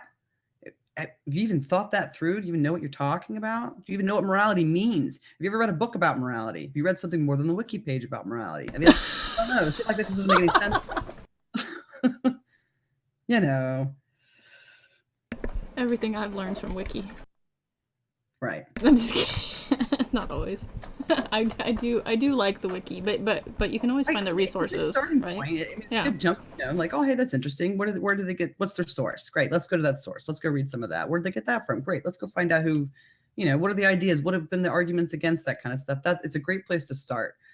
But I mean, and I'm not slamming wiki. Wiki's great, but Helena asked me a question. Doesn't make a lot of sense. She says, "Have you ever heard Shanna and DPR on morality of religions?" Screw DPR. He's an asshole. I've had 6 encounters with him, and he's nothing but an asshole.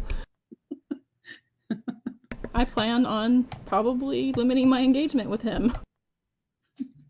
It just usually ends into him drinking lots of wine and saying that he could be crucified and do exactly what Jesus did, and then I yelled and said he had no balls. That was our last encounter, and it wasn't good.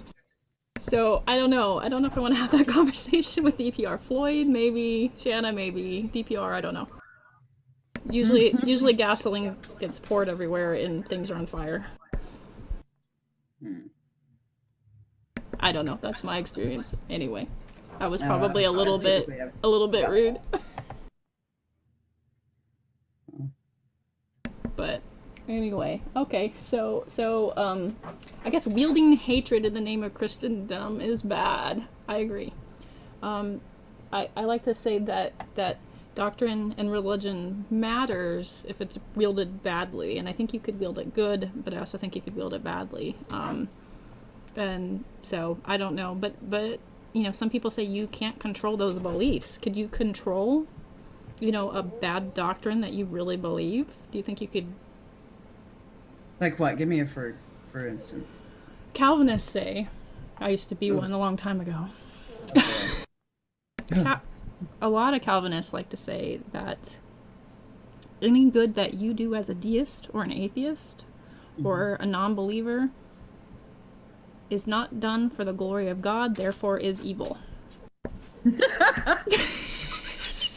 It's a real argument, and I've heard this like 3 times now recently. I call that a bad doctrine. Hang on, I can pull my shit together for a second. I'm actually wording this verbatim. But isn't it also, according to the Calvinists, we don't have a choice in the matter anyway? Exactly. Well, inability. Yeah, you have depravity and inability, right? So that's in the tulip, right? You have the inability to choose God on your own. He elects or not elects you. And so in your depravity, you can't even choose God as an option. He chooses you. So then you were created as a vessel, and to quote John Calvin, I don't know why I'm going this route, because it drives me nuts. We always fight.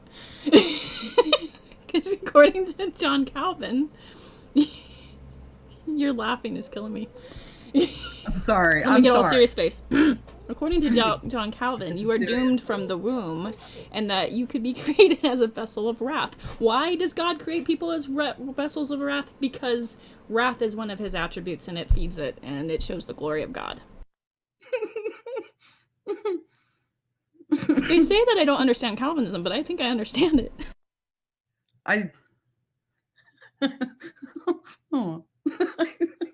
That's so, there's so many, oh my God. I don't know what to do with that, because that's a disaster. That makes no fucking sense. If you want to hear the beautiful everybody's version, cannon fodder for God, and that's totally cool because we're his playthings, which they'll own that. Calvinists, I'll give them props a little bit. They'll own some of the nastier traits of God, and they're like, yep, that's how it is. Deal with it. Fuck off. Well, at least somebody's owning it, but it just breaks down to just nonsense. It just doesn't make any sense at all, which is one of the things that kind of pissed me off in that video you were talking about, the, worshiping darkness, because I think that's essentially what's happening.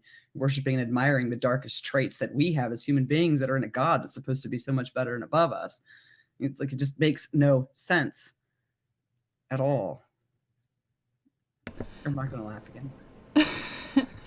I'm one of those annoying hippie route bell Christians. So I look at the Bible and go, oh, this is man at its worst. We don't want to go back to the Bronze Age. And I see progression in the Bible. I actually look at it as progression. Like I look at the rabbinical laws and stuff like that. It's not really where we want to be, warring and then saying, God did it. God's on my side, see, and the braggery and stuff like that. I don't see that as somewhere we want to go back to. So I always kind of look at the Bible as a progression and a growth of man, and while man was wrestling with God and stuff like that. And my view of the Bible is usually really gross and appalling to every anti-theist out there. And sorry, Eve, I know you're out there.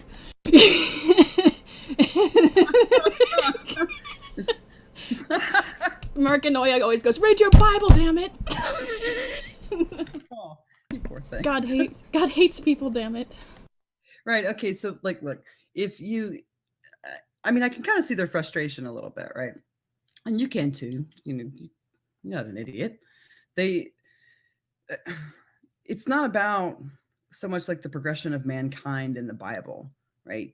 Because I just said something about God behaving kind of like a monster, and then you went to the Bible and how people have behaved throughout history according to the Bible, but we still have a God that's acting like a spoiled brat, right? So you have that Dawkins kind of view of God?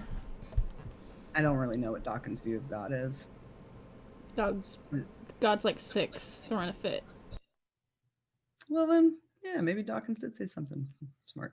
But no, I'm kidding. Yeah, I mean, it seems like a teenager on throwing a fit, right? Like okay, so you're talking about humanity and it, getting better and it doing better and it growing and progressing and blah, blah, blah. What you're talking about is humanity getting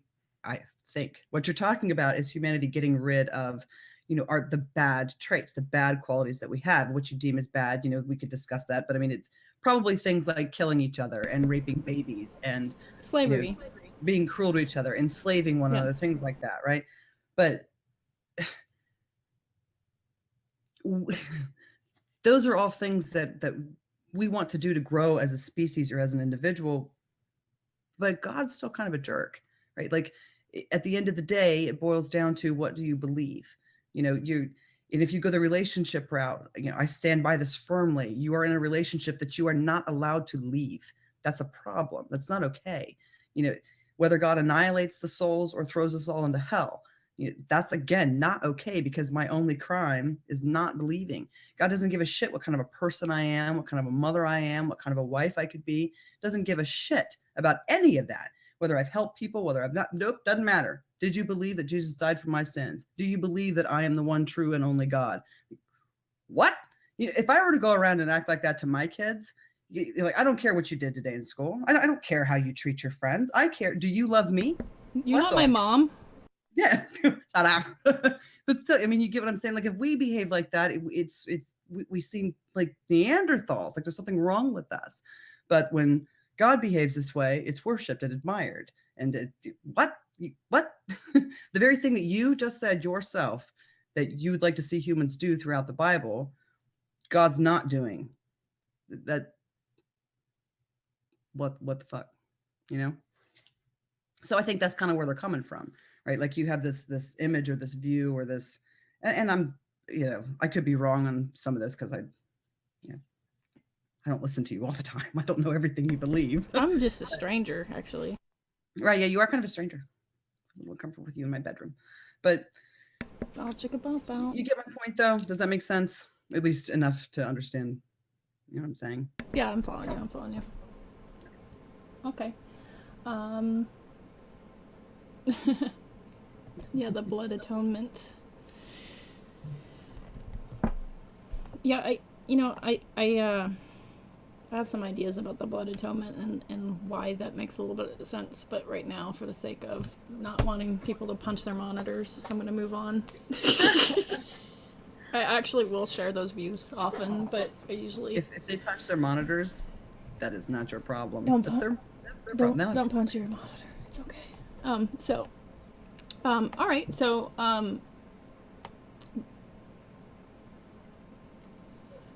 we covered deism. We covered you a little bit as a parent, and a little bit of nerdiness. And I'm trying to think if there's something that I said that we were going to cover, and I'm kind of looking at my list really quick to see. I think we've covered an awful lot. Is there something that you would like to talk about that you are really passionate about right now, that you maybe are concerned about in this community, or concerned about when it comes to the religion God debate?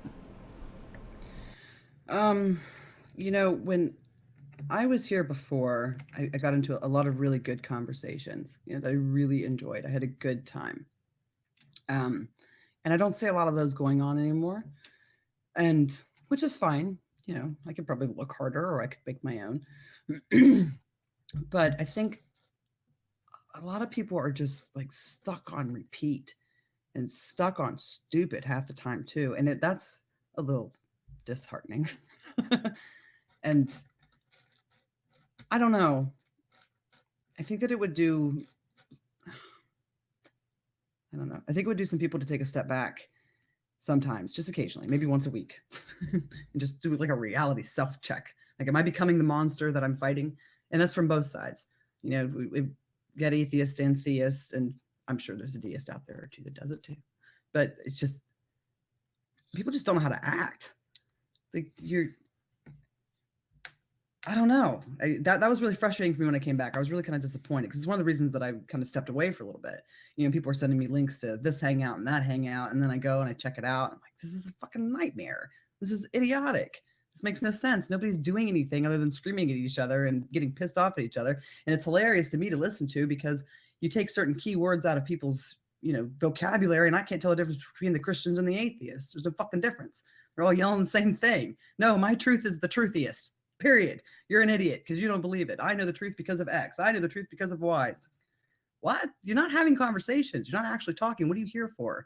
Are you just here to argue and scream and holler at each other? Well, that's cool, but it's stupid. I think you showed up in a hangout that I was in where it was like, does God ordain rape? Does God ordain child molestation? I was like asking all this stuff to the Calvinists, and you came in and like, oh, Shanna's here. Like, I probably look like a major dick. Well, with the Calvinists, I don't know what else you're gonna do. But I mean, I always kind of ask, like, how far does he ordain this stuff? Like, and you could argue, this whole allows is also kind of disturbing as well. God allows, so it's I guess, pick your poison. Which one you think's worse? One sounds incompetent to one person, the other one sounds evil. Right. Or both. Or both. I think that particular version of God is both. But okay, so if you were to I'm going to wrap this up actually and open up to a short off air.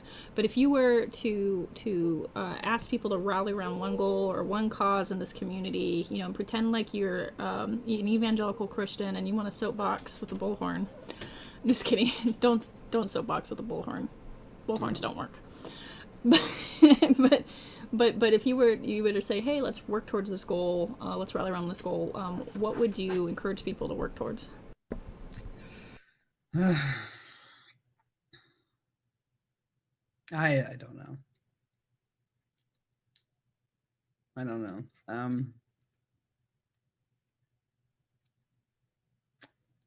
That's a good question.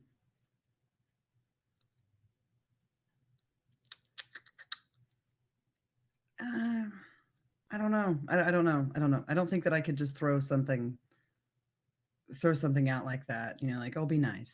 Well, no, because sometimes it doesn't work, right? Yeah. I don't know. Don't be an asshat. Yeah, maybe. Well, sometimes that serves a purpose every now and again. What do you aim for? Besides lurking and being creepy. Well, yeah, I do lurk like a pro long term. I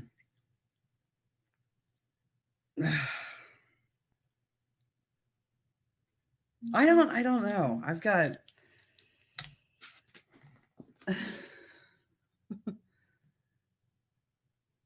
I don't know. I don't know. Because sometimes, I really like I enjoy, no, I see the value in kind of getting on somebody's ass and holding their feet to the fire. And a lot of times I don't, but I think I'm more kind of along the route that Chris is going right now, gathering around the dinner table. Just sit down and talk. Just have a fucking conversation. That's what I'm after. That's what I value. That's what I enjoy. Dinner time conversation. Right. Okay. No food fights. We can do that just a little bit. Just a little bit. Playful food fights, not serious ones. Not ones that break out families.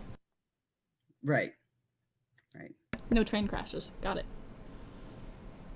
You gotta worry about then who you invite to the table at once. Like, not exclude anybody, but at once. Right, yeah. There's certain mixes you can't. Yeah. I've noticed this. It's like oil and water with some. They just don't. Yeah. At all. I'll tell you, I aim for understanding. My dog is crying because if you can hear him, I'm not abusing him. It's just that my husband shut the door and he's like, oh, but you shut the door. Oh my gosh.